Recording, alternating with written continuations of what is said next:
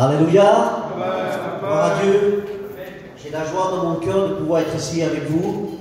C'est une grâce et un privilège pour moi, en vérité, de pouvoir, une fois de plus, vous annoncer le conseil de Dieu. Avant tout, je veux remercier mon frère, Amen, qui m'avait appelé déjà quelques fois, mais par les problèmes, le Covid, je n'ai pas pu venir. Mais pour la grâce de Dieu, aujourd'hui, nous sommes ici pour vous donner ce que Dieu a mis dans mon cœur. Je le crois par la foi que va faire du bien dans les cœurs, parce que la parole de Dieu fait toujours du bien. Même si elle pique un peu, elle fait du bien. Alléluia. Vous dire que pour moi, ce n'est pas facile, c'est ma première année. Alléluia. Et j'ai besoin de la grâce de Dieu parce que je ne suis pas plus que le frère. Il n'y a aucun frère ici. Au contraire, Dieu nous regarde tous dans le même niveau. Alléluia. Je voudrais une fois de plus que mon frère Nico, alléluia, être long ce soir. Je voudrais prendre le texte directement. Alléluia. Je voudrais que vous preniez votre Bible si vous avez avec vous et que vous preniez dans Genèse au chapitre 6, 11. Dieu dirait ainsi. La terre était corrompue devant Dieu, la terre était pleine de violence. Dieu regarda la terre et voici, elle était corrompue de toute chair. Elle avait corrompu la voie sur la terre. Alors Dieu dit à Noé, la fin de toute chair est arrêtée. Pas par vie, par moins qu'Aril. Il était rempli de la terre, pleine de violence. Je vais la détruire, la terre avec elle. Fais-toi un arche de bois et de gopher. Tu disposeras de cette arche en cellules. Tu l'enduiras de bois en dedans et en dehors. Voilà pour dire que la terre était corrompue en voyant le péché que Dieu regardait. Dieu y avait. La terre était remplie de violence. Et je voudrais vous dire ce soir, je ne suis pas ici pour vous faire peur. Je ne suis pas ici pour vous dire un beau message. Mais je suis ici pour vous dire réellement ce qu'on vit aujourd'hui. Alors, la terre était remplie de violence. La terre était remplie de haine et de péché. Et je trouve qu'aujourd'hui on est pareil. Je ne sais pas le temps que ça fait de temps de Noé jusqu'à aujourd'hui, mon frère. Mais on voit qu'on n'a rien changé. On voit qu'on est toujours dans le péché. Alors, comme on dit, la parole dit que Noé trouva grâce aux yeux de Dieu. Cet homme était intègre et juste.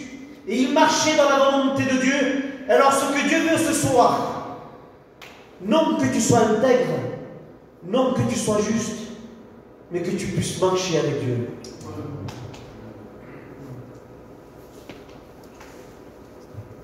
Je ne sais pas là, le temps que tu viens aux réunions, je ne sais pas ta position, mais ces hommes-là dira la parole de Dieu que Noé construit l'arche. Et là, ce temps-là, il ne pleuvait pas. Ce temps-là, il faisait que du soleil.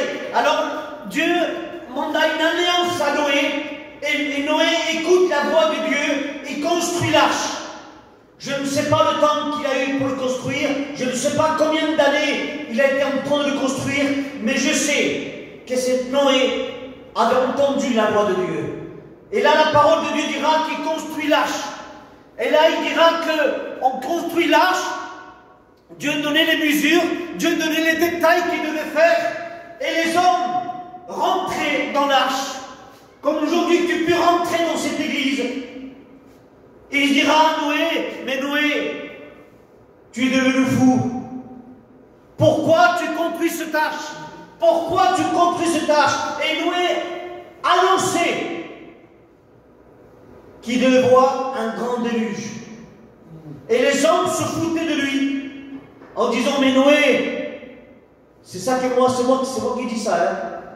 Mais Noé, ici, il ne pleut pas. Ici, il ne pleut pas. Tu perds ton temps, Noé.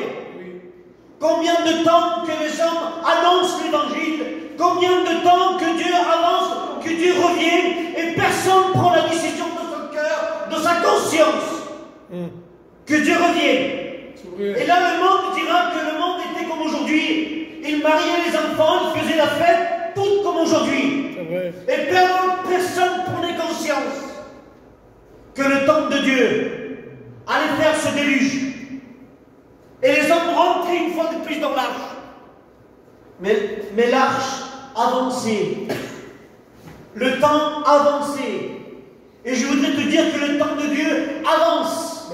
À grands pas. À un temps que tu ne peux pas t'imaginer. Je ne suis pas là pour vous faire peur, mes amis. Mais Dieu a déjà fait un grand pas. Vous dire, le pas, il a déjà... Je peux le prendre, frère? Le pas, il a déjà fait. Alléluia. En son donnant la croix. Il a fait un pas énorme, mes frères. Et là, il dira que les hommes rentraient et sortaient de l'arche. Combien d'hommes, combien de frères et amis rentrent dans cette église et sortent de la même décision? Je ne sais pas pourquoi, c'était au-delà de mon message, mais je le dis. Je ne sais pas la manière que tu es venu ce soir, je ne sais pas ton état. Si tu es venu triste ce soir, si tu as dépassé cette porte, en rentrant dans cette église avec un cœur triste, tu peux sortir avec un cœur rempli de Dieu. Si tu es rentré sans Dieu, tu peux ressortir avec Dieu. Amen. Et le thème de mon message ce soir, c'est la grâce. La grâce est toujours là pour te bénir. Les hommes, peu importe ce que les hommes disent, peu importe ce que l'homme t'a dit ou t'a fait, tu n'es pas ici pour regarder l'homme. Même, je voudrais te dire quelque chose, même que tu ne puisses pas prendre conscience que Dieu vient. Et tu prends et tu sors de cette église, et excusez-moi le mot, comment on l'écrit, comment on dit? Un religieux. Et tu rentres et tu sors toujours dans le même état. Et tu dis, Seigneur, ça ne sert à rien que je rentre dans cette église, ça ne sert à rien que je vienne aux réunions, je suis toujours dans le même état. Parce que tu n'as pas pris une bonne décision, mon cœur. Si tu rentres dans cette réunion, avant de venir dans cette réunion, il faut venir déjà avec un cœur disposé. Si tu rentres dans ces lieux pour passer un moment, je voudrais te dire que tu t'es trompé de lieu. Ici, nous ne venons pas pour passer un moment. Si tu veux te divertir, va au monde, va dans le péché, où Satan te donne les choses qu'il est là pour pouvoir ondirte.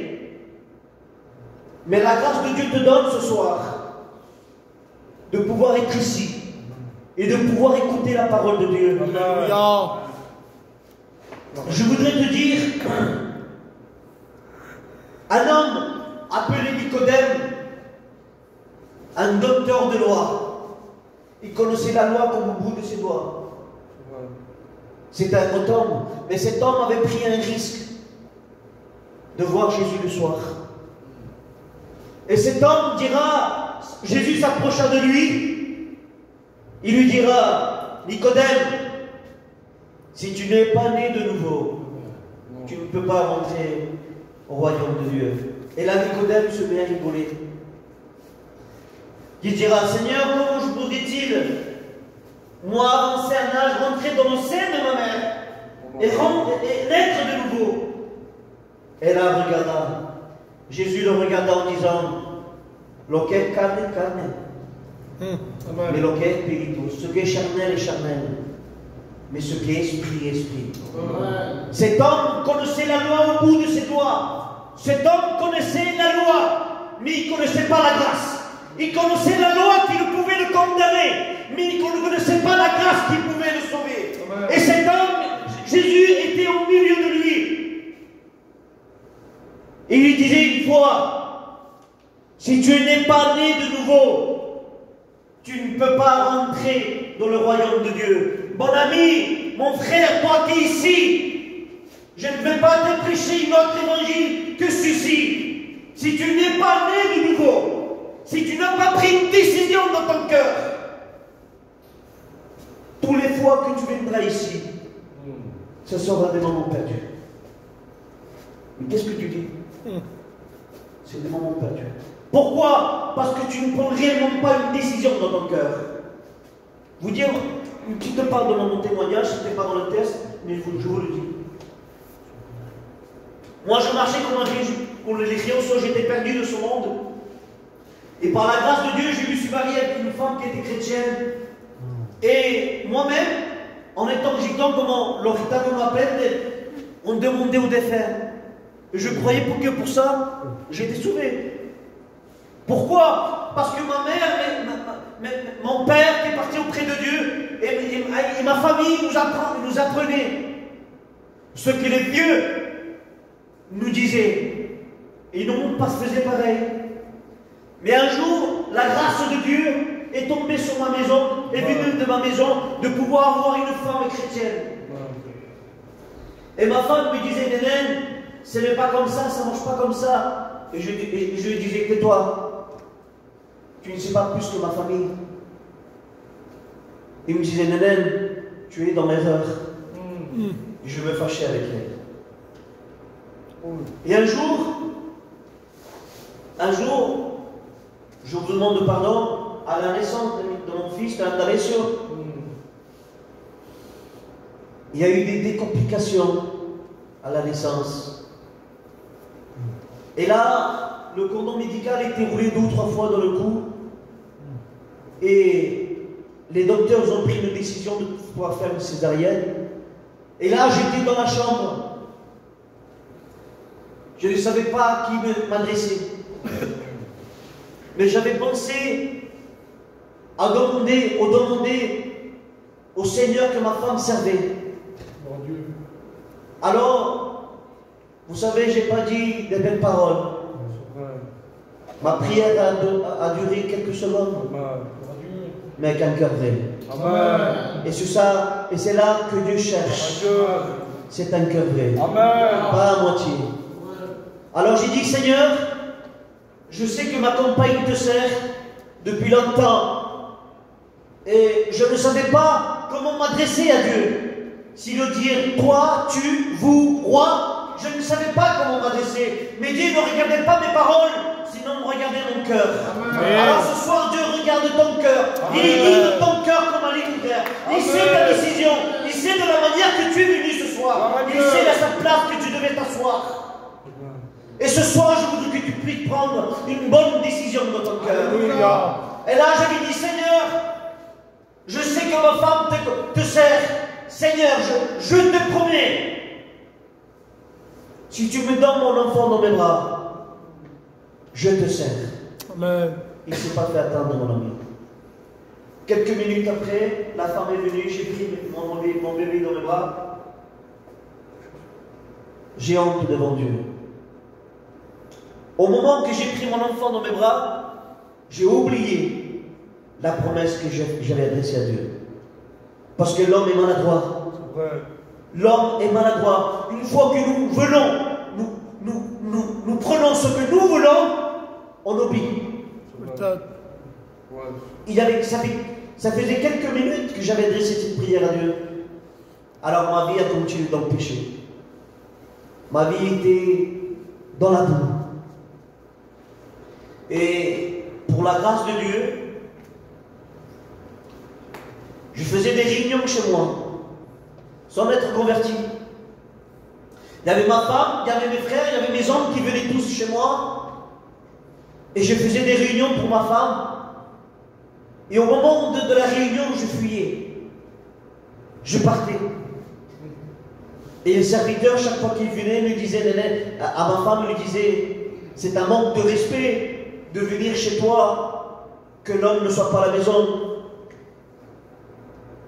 Et ma femme, la réunion suivante, elle me disait, Nénène, ce serait bien que tu sois ce soir. Les serviteurs toujours me demandent pour toi. Et j'ai honte, je lui dis que tu n'es pas. Et la vérité, pour ne pas me fâcher avec elle, j'avais resté. Mais je dis merci Seigneur.